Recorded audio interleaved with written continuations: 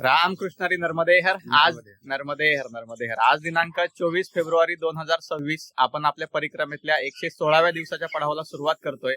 या ठिकाणी हे राजपूत कुटुंब आहे. यांनी या ठिकाणी विठ्ठल भगवान अन्नक्षेत्र म्हणून चालू केलेलं आहे 3 वर्षापासून. यांच्या घरी आपण संध्याकाळच्या विश्रांतीसाठी थांबलो होतो. या ठिकाणून आपण आता पुढच्या पडावाला आपल्या सुरुवात करतोय. रामकृष्ण हरी नर्मदे हर. नर्मदे हर नर्मदे. यांच्या घरापासून बाहेर पडल्यानंतर जो डावीकडे मार्ग आहे त्या डावीकडे आपल्याला पुढे मार्गस्थ व्हायचंय. पुढे आल्यानंतर या ठिकाणी जे 2 मार्ग आहेत त्यांनी आपल्याला डाव्या बाजूला मार्गस्थ व्हायचंय. थोडंसं पुढे आल्यानंतर पुन्हा 2 रस्ते आहेत, त्यातल्या उजव्या बाजूने आपल्याला मार्गस्थ व्हायचंय. रामकृष्ण हरी नर्मदे हर या मार्गाने साधारण 200 मीटर पुढे आल्यानंतर या ठिकाणी पुन्हा 2 रस्ते आहेत, त्यातल्या आपल्याला उजव्या बाजूने खिरकिया या गावाच्या दिशेने मार्गस्थ व्हायचंय.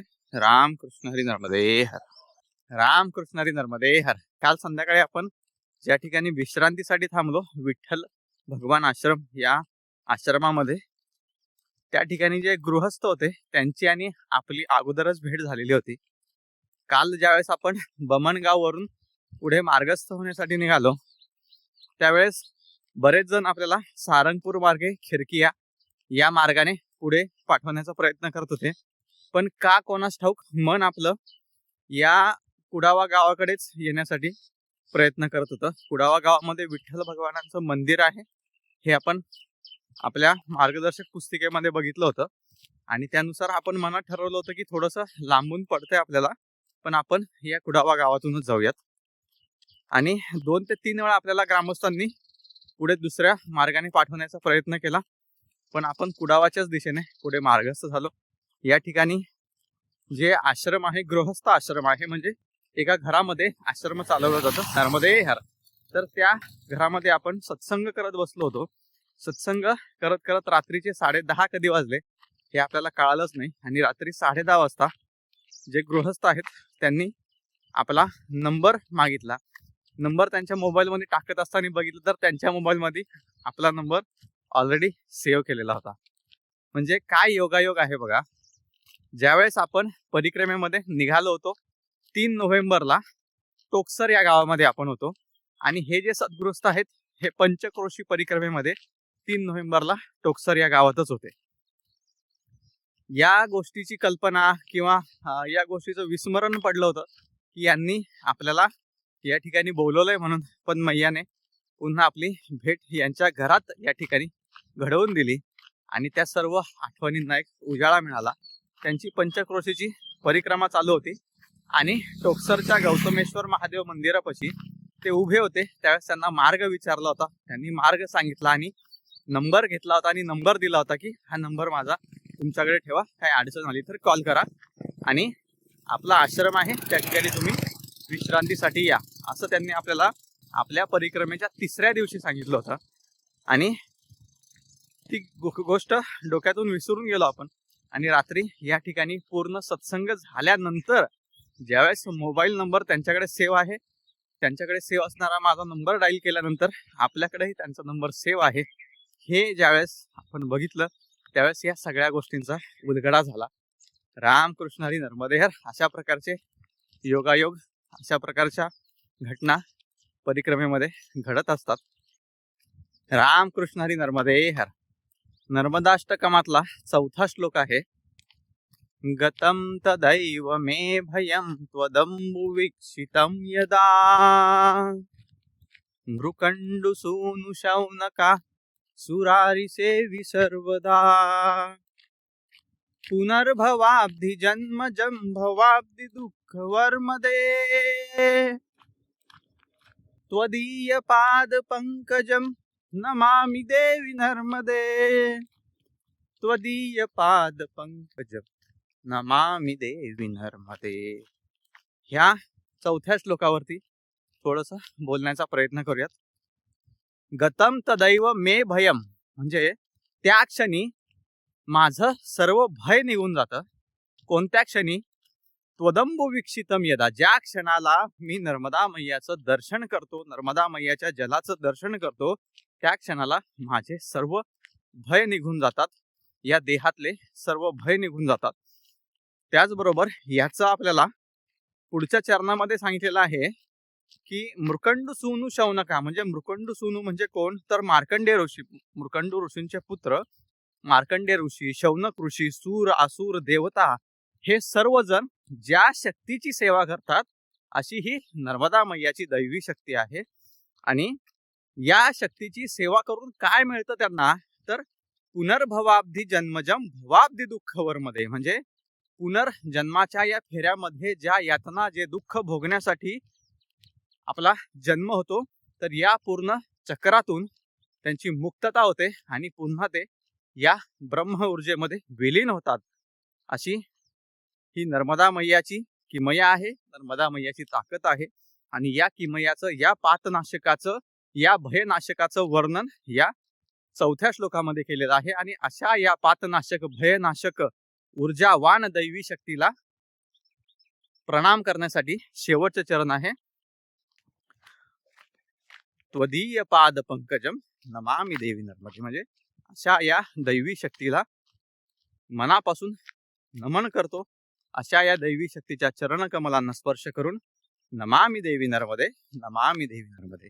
रामकृष्णारी नर्मदे। थोडंसं पुढे आल्यानंतर या ठिकाणी एक डावीकडे मार्ग आहे, पण त्या डावीकडच्या मार्गाने आपल्याला न जाता या सरळ सरळ मार्गाने आपल्याला पुढे मार्गस्थ व्हायचंय। रामकृष्णारी नर्मदे हर, रामकृष्णारी नर्मदे हर। अशा प्रकारे आपण कुडावा या गावातून या सरळ सरळ मार्गाने साधारण 5.5 किलोमीटर पुढे मार्गस्थ झाल्यानंतर या ठिकाणी आपण खिरकिया या गावापर्यंत येऊन पोहोचलेलो आहे। याही गावातून आपण पोखरणी या गावाच्या दिशेने पुढे मार्गस्थ आहोत। रामकृष्णारी नर्मदे हर, रामकृष्णारी नर्मदे हर। या खिरकिया गावात आपण आल्यानंतर या मुख्य रस्त्याने आपल्याला सरळ सरळ मार्गस्थ राहायचंय, कुठेही वळायचं नाही। हा मुख्य रस्ता ज्या पद्धतीने चाललाय त्या पद्धतीने आपल्याला खिरकिया गावातून बाहेर पडायचंय। रामकृष्णारी नर्मदे हर। सरळ सरळ खिरकिया गावातून आपण या चौकात आल्यानंतर या ठिकाणी आपल्याला जो आडवा मार्ग लागलेला आहे तिथून डाव्या बाजूला मार्गस्थ व्हायचंय। डाव्या बाजूला रेल्वे स्टेशन आहे खिरकिया, या खिरकिया रेल्वे स्टेशनला आपल्याला या फाटकातून पलीकडे पार व्हायचंय। या ठिकाणी खिरकिया रेल्वे स्टेशन आहे आणि आपण ही रेल्वे पटरी पार करून पुढे मार्गस्थ होत आहोत पोखरणी या गावाच्या दिशेने। रेल्वे फाटक मधून पुढे आल्यानंतर या ठिकाणी उजव्या बाजूला एक मार्ग चाललेला आहे, त्या उजव्या बाजूच्या मार्गाने आपल्याला पुढे मार्गस्थ व्हायचं। या ठिकाणी दिशादर्शक फलकही लावलेला आहे, नर्मदा परिक्रमा पैदल मार्ग म्हणून। रामकृष्णारी नर्मदे हर, रामकृष्णारी नर्मदे हर। खिरकिया गावातून आपण पुढे पोखरणी या गावाच्या दिशेने मार्गस्थ आहोत। खिरकिया गावामध्ये आल्यानंतर 2 ठिकाणी आपल्याला चायप्रसादी बालभोग याचं निमंत्रण मिळालं, ते स्वीकारून आपण पुढे मार्गस्थ होत आहोत। रामकृष्णारी नर्मदे हर, रामकृष्णारी नर्मदे हर। या मार्गाने सरळ सरळ पुढे मार्गस्थ झाल्यानंतर आपल्याला 2 रस्ते दिसतात, एक डाव्या बाजूला एक उजव्या बाजूला। तर या उजव्या बाजूच्या रस्त्याने आपल्याला सरळ सरळ पुढे मार्गस्थ व्हायचंय। मगाशी आपल्या डाव्या बाजूला रेल्वे लाईन होती, आता आपण रेल्वे लाईनच्या डाव्या बाजूला आहोत। रामकृष्णारी नर्मदे हर, रामकृष्णारी नर्मदे हर। खिरकिया गावातून या मार्गाने साधारण 3.5 किलोमीटर आपण सरळ सरळ पुढे मार्गस्थ झाल्यानंतर आपल्याला पोखरणी हे गाव दिसायला सुरुवात झालेली आहे। याही गावातून आपण सरळ सरळ पुढे धनोरा या गावाच्या दिशेने मार्गस्थ होणार आहोत। रामकृष्णारी नर्मदे हर, रामकृष्णारी नर्मदे हर। अशा प्रकारचं हे पोखरणी गाव आहे। याही गावातून आपण सरळ सरळ पुढे मार्गस्थ आहोत। गावातल्या कोणत्याही रस्त्यात न वळता हा मुख्य रस्ता जसा चाललेला आहे त्या पद्धतीने आपण पुढे धनोरा या गावाच्या दिशेने मार्गस्थ आहोत। रामकृष्णारी नर्मदे हर। पोखरणी गावातून पुढे मार्गस्थ झाल्यानंतर या ठिकाणी 2 मार्ग दिसतात आपल्याला, एक डाव्या बाजूला आणि उजव्या बाजूला। तर उजव्या बाजूच्या मार्गाने आपल्याला पुढे मार्गस्थ व्हायचंय आणि पुढे आपल्याला एक आडवा रस्ता दिसतोय, त्या आडव्या रस्त्याने आपल्याला उजवीकडे मार्गस्थ व्हायचंय। अशा प्रकारचा हा उजव्या बाजूचा मुख्य मार्ग आहे। रामकृष्णारी नर्मदे हर। या मुख्य रस्त्याने साधारण 200 मीटर आल्यानंतर पुन्हा आपल्याला 2 मार्ग दिसतात आपल्याला, या डाव्या बाजूच्या मार्गाने आपल्याला पुढे मार्गस्थ व्हायचंय। रामकृष्णारी नर्मदे हर, रामकृष्णारी नर्मदे हर। आता याच मार्गाने आपल्याला सरळ सरळ छनेरा या गावापर्यंत मार्गस्थ व्हायचंय। छनेरा गाव या ठिकाणाहून साधारण 30 ते 35 किलोमीटर आहे। रामकृष्णारी नर्मदे हर। 35 किलोमीटर आपल्याला हा सरळ सरळ मार्ग आता सोडायचाच नाहीये, मार्गामध्ये आपल्याला गाव लागतील ते गाव आपल्याला पुढे पार करत करत मार्गस्थ व्हायचंय। रामकृष्णारी नर्मदे हर, रामकृष्णारी नर्मदे हर। पोखरणी गावातून साधारण 3.5 ते 4 किलोमीटर या मार्गाने आपण सरळ सरळ मार्गस्थ झाल्यावर धनोरा गाव आपल्याला मार्गात लागलेलं आहे. याही गावातून आपण सरळ सरळ पुढे मार्गस्थ आहोत. रामकृष्ण हरी नर्मदे हर. रामकृष्ण हरी नर्मदे हर. धनोरा गावातून थोडस पुढे मार्गस्थ झाल्यानंतर या ठिकाणी आपण एका पुलावरून पुढे मार्गस्थ होत आहोत. पुलाच्या खालून ही बंदरिया नदी आहे. ही बंदरिया नदी सुद्धा नर्मदा मैयाला जाऊनच भेटते. रामकृष्ण हरी नर्मदे हर. आपल्याला नर्मदा मैयाचं तर दर्शन होत नाहीये, आपण या बंदरिया नदीचं दर्शन घेऊयात. नमामि देवी नर्मदे नर्मदे हर. रामकृष्ण हरी नर्मदे हर.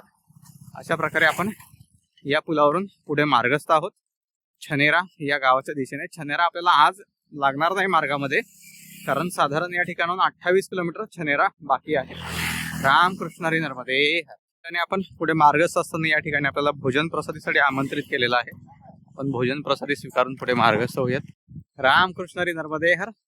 आपल्याला मगाशी या ठिकाणी एक मैया आहेत, जळगावच्या मैया आहेत आपल्या. साधारण 2 महिने झाले त्यांनी या ठिकाणी छोटीशी सेवा चालू केलेली आहे. परिक्रमावासींची सकाळी 6 वाजल्यापासून ते सर्व प्रकारे सेवा करतात. म्हणजे चाय प्रसादी, भोजन प्रसादी, बालभोग.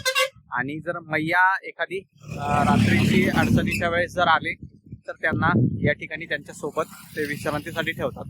अशा प्रकारची सेवा या ठिकाणी या मैया चालवतात. आपण अपेक्षा पकडली नव्हती की आपल्याला या ठिकाणी भोजन प्रसादी मिळेल, कारण आश्रम साधारण या ठिकाणाहून 6 किलोमीटर अंतरावरती स्थित आहे. पण 11:30 वाजले होते, ऊनही होतं. झाडाखाली विश्रांती करत आपण थांबलो होतो. त्यावेळेस आपल्याला एक जण सांगायला आला की या ठिकाणी समोर जावा, मैया आहेत त्या भोजन प्रसादी देतात. आपण भोजन प्रसादी स्वीकारून थोडा वेळ विश्रांती करून आता पुढे मार्गस्थ होत आहोत. आपल्याला काही दिवसांपूर्वी तेजस्विनीताई इंगळे यांनी त्यांचा 2 वर्षाचा मुलगा समर्थ इंगळे याच्या नावे काही रक्कम पाठवली होती आश्रमात सेवा म्हणून देण्यासाठी. त्यापैकी उर्वरित 500 रुपये रक्कम आपण त्यांच्या नावे या ठिकाणी जमा केलेली आहे. तेजस्विनीताई इंगळेंचं मनपूर्वक आभार. नर्मदा मैया चरणी आपण प्रार्थना करूयात की त्यांना, त्यांच्या मुलाला व त्यांच्या संपूर्ण परिवाराला सदैव सुख, समाधान, शांती व उत्तम असं आरोग्य लाभो. रामकृष्ण हरी नर्मदे हर. आपण आपल्या परिक्रमेच्या पुढच्या पडावामध्ये या मुख्य रस्त्याने सरळ सरळ पुढे मार्गस्थ आहोत. रामकृष्ण हरी नर्मदे हर. भोजन प्रसादी प्राप्त केल्यानंतर साधारण 2 किलोमीटर आपण सरळ सरळ पुढे मार्गस्थ झाल्यानंतर या ठिकाणी डागडखेडी हे गाव आपल्याला मार्गात लागलेलं आहे. याही गावातून आपण सरळ सरळ पुढे मार्गस्थ आहोत. रामकृष्ण हरी नर्मदे हर. रामकृष्ण हरी नर्मदे हर. काल दिवसभरामध्ये आपल्याला आश्रमात सेवा म्हणून देण्यासाठी संगीताताईंनी 501 रुपये पाठवलेले आहेत. त्याचबरोबर गुप्तदान नाव न घेण्याच्या अटीवरती आलेला आहे 1000 रुपये. आज दिवसभरामध्ये आपल्याला मिटगुलवाडी गावच्या माजी सरपंच सौ प्रतिभाताई सुनील मिटगुले यांनी आश्रमामध्ये सेवा म्हणून देण्यासाठी 1000 रुपये पाठवलेले आहेत. अशा प्रकारे या 3ही भक्तांचं मनपूर्वक आभार. नर्मदा मैया चरणी आपण प्रार्थना करूयात की या सर्व भक्तांना सदैव सुख, समाधान, शांती व उत्तम असं आरोग्य लाभो. रामकृष्ण हरी नर्मदे.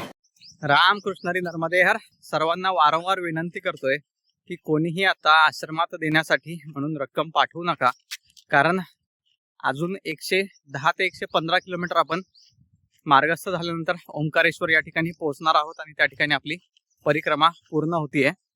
आणि हे जे आश्रम आहेत आता मार्गात लागणारे, त्या आश्रमामध्ये आपल्याकडून सेवा घेतली जात नाही.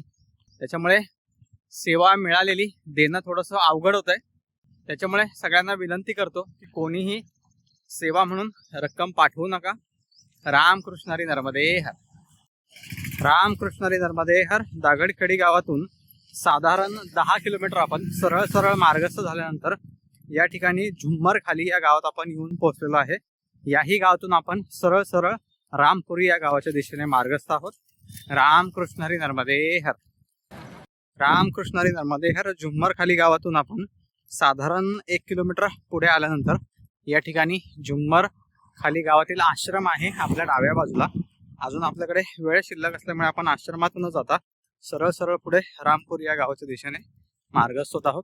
रामकृष्ण हरी नर्मदे हर.